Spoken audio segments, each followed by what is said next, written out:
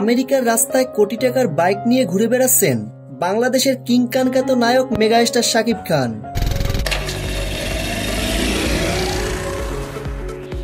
বেশ কিছুদিন আগেই আমেরিকার গ্রিন কার্ড পেয়েছেন এই তারকা, যার কারণে বছরের নির্দিষ্ট একটা সময়ে সেখানে অবস্থান করতে হয় এই তারকাকে।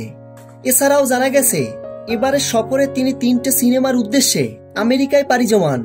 এর ভিতরে একটা সিনেমা হলিউডের সাথে যৌথ প্রযোজনায় এবং বাকি 2টা দেশীয় সিনেমা, বাট বাজেট অনেক বেশি। শাকিব খান আমেরিকা থেকে ফেরার সময় তিনি এমন কিছু চমক নিয়ে আসবেন যেটা দেখে দর্শকরা রীতিমতো অবাক হতে বাধ্য হবেন। এই সফরটিতে পুরো 1.5 মাস সময় আমেরিকায় কাটাবেন তিনি, অর্থাৎ আগস্টের শেষের দিকে শাকিব খান দেশে ফিরবেন এবং দেশে ফেরার পরেই আগামী ঈদ উল ফিতরের সিনেমার শুটিং শুরু করবেন, যে সিনেমাটি পরিচালনার দায়িত্বে আছেন নাট্য নির্মাতা আবু হায়াত মাহমুদ।